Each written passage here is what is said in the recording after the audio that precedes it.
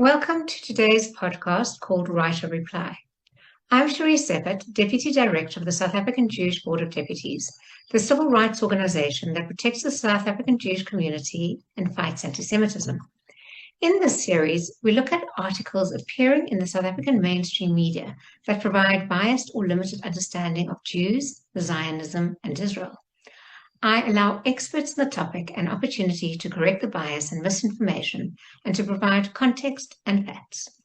The subject of today's podcast is an interview between Kevin Bloom and Ori Goldberg that appeared in the Daily Maverick as they discuss Israel's attack on Iran. Many of the comments made in the interview need correction. I'm therefore really pleased to have as my guest now Lieutenant Colonel Sarit Zehavi, founder and president of the Alma Research and Education Center, an organization that specializes in Israel's security challenges and provides in-depth geopolitical knowledge about the Middle East. Lieutenant Colonel Zehavi, the Daily Maverick quotes Ori as saying, Israel's preemptive strike against Iran was a desperate attempt to rally the world behind Israel. So why then did Israel attack when it did on the 13th of June? When Israel has accused Iran of being close to developing nuclear weapons for forever. Okay, so Israel's goal in the campaign against Iran was to at least damage, if not eliminate, the nuclear program of Iran and the ballistic missiles capabilities of Iran, because we identified a breakthrough in the nuclear project of Iran. And I want to explain what I've just said. In order to create a nuclear bomb that can actually threaten the state of Israel, you need three components. You need enriched uranium to above 90%, which the Iranians already had about 400 kilos of enriched uranium to 60%, which is not for civilian use. If you want to have uranium for civilian use, it should be enriched for a few percentage. And then you need to weaponize it, meaning you need to create a bomb out of it, to put it on a missile, to be small enough to become a solid material. This is a process that it took Iran a long while to understand how exactly to do it. And what was published in Israel is that in the past few months, there was an acceleration in the weaponizing project, and this was the reason for the timing. The third component, though, is the ballistic missiles. Like you need a missile or a plane to send the bomb with. Iran, we knew that. We in Alma Center published a long report about the ballistic missiles of Iran. We knew that Iran already has a few thousand of them.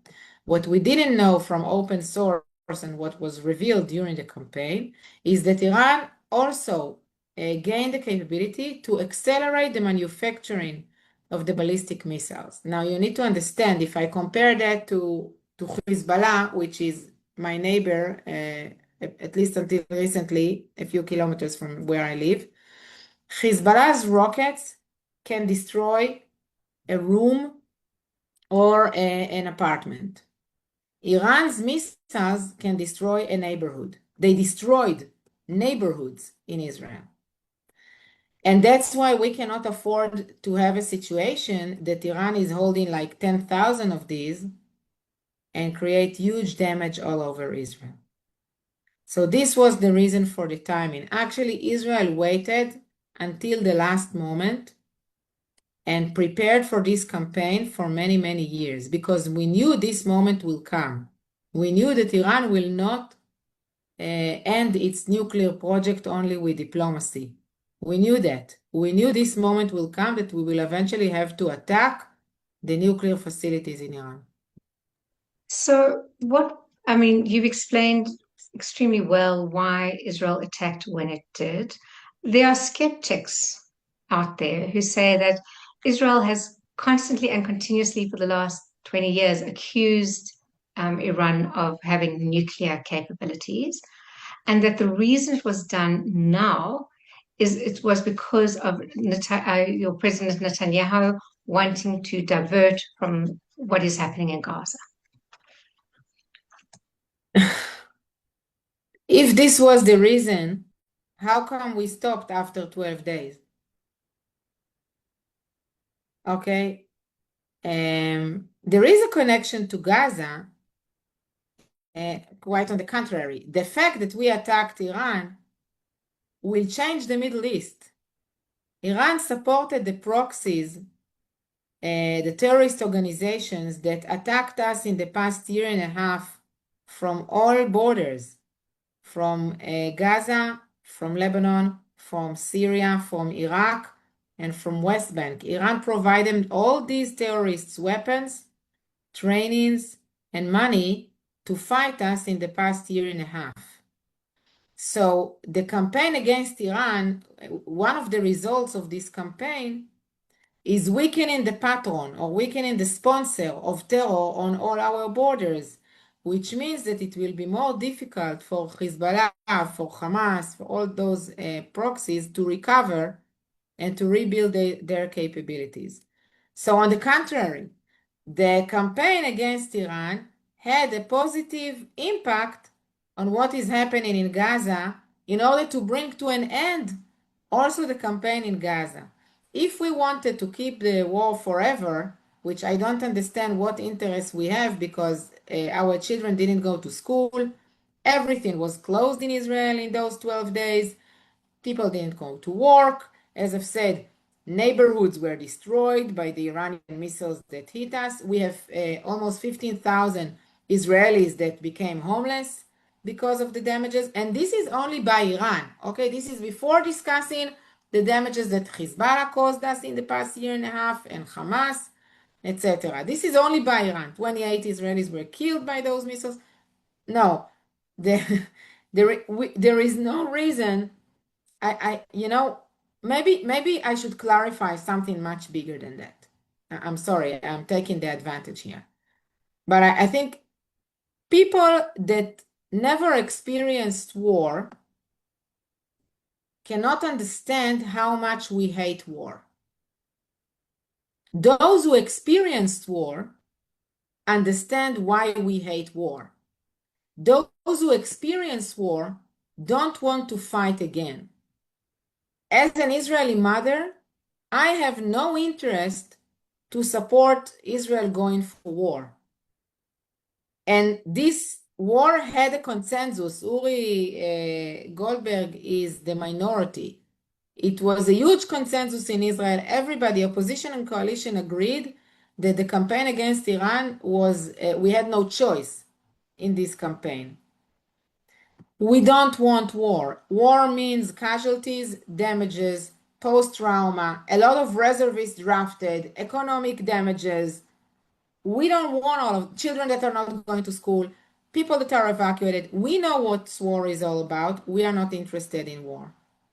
Yeah, I just from a personal level, just to kind of express how horrible it must be for Israelis since October the 7th, and that it's been really an endless barrage of attacks from lots of different sizes. And I remember actually the last time I saw you in person, there was a South African who asked you, like, why doesn't Israel take off the head of the snake? And when Israel does, obviously you're getting criticized. I want to run something else past you that he said that I'd like to read, if I may.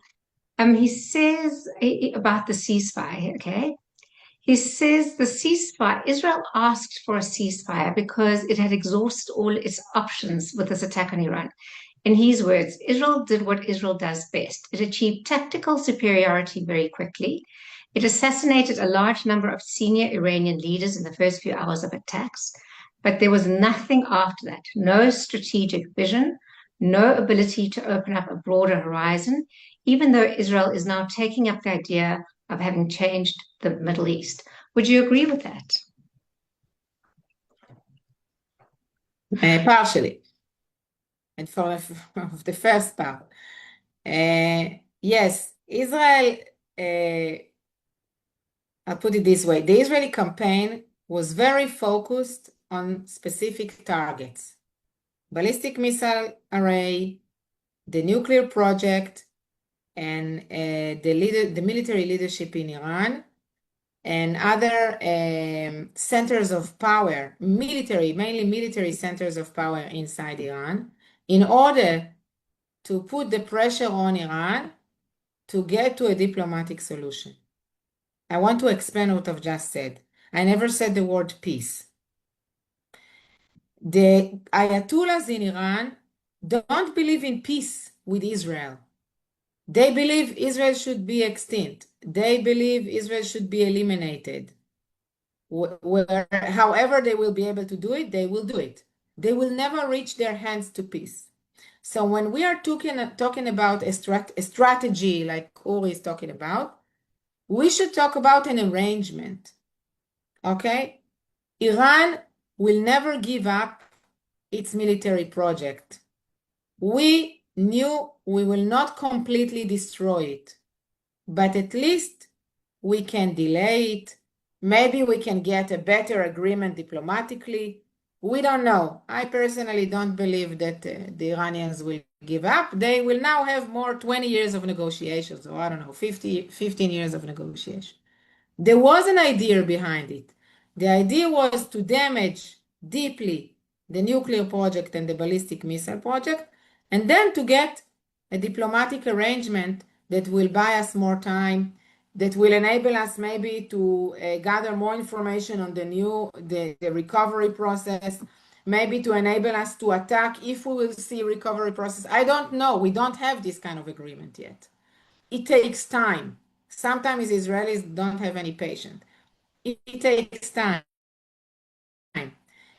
The Iranian interest was either to exhaust us to continue the war as much as possible, which they failed in that because they were deeply damaged, or to exhaust us in negotiations, which this is what they had done in 20 years. They exhaust everybody with negotiations and continued with their project. And I believe this is what they will try to do again.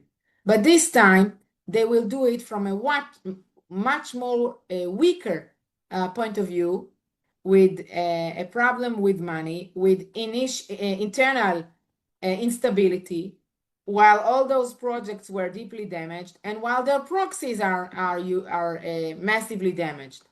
And that way we change the Middle East, because Iran is no longer the power that it used to be. And when you are changing the balance of power in the Middle East, or the picture of the power of the Middle East, you are changing the Middle East. You are changing the Middle East. You are changing the partnerships and alliances, etc. Sarit, what about those, and this will be my last question to you, those who argue, it's not in this article, but I have heard it in our mainstream media, saying that what Israel, by attacking Iran, has done has left Iran with no choice but to develop nuclear so it can protect itself from further Israeli attacks. I think those who are saying that don't understand what kind of progress Iran already made in its nuclear project. Iran had more than 10 sites of nuclear facilities for different parts of the program. As I've said, it already enriched uranium not for civilian purposes. Part of the discussion of the success of this operation is what happened to this uranium. As I've said, Iran was already working on weaponizing those materials. So we didn't have to convince Iran to make the decision to become a nuclear superpower, a militarily nuclear superpower. It already made a decision. That's why we attacked Iran. This is kind of a confusion between what happened before what. And if you don't believe what I'm saying, the only thing you have to do is to look at the ideology and the expressions of the Iranian leadership, military leadership and political leadership, that is saying very clearly that its mission is to destroy the state of Israel again and again and again. And this is something that has been said since 1979 with the Islamic Revolution until recently. Recently means a month ago. Sorry, I can't imagine what it must be like in Israel at the moment and what the mood is. But I'd just like to thank you for joining me, and also for helping kind of set the record straight as to a lot of the misinformation and disinformation that is put out in our media. It's quite scary, the distortions actually that are presented as truth. So it is really wonderful to have someone like yourself who is so immersed in what you do to clarify this. So thank you very much. Thank you for having me. I Thank appreciate you. that.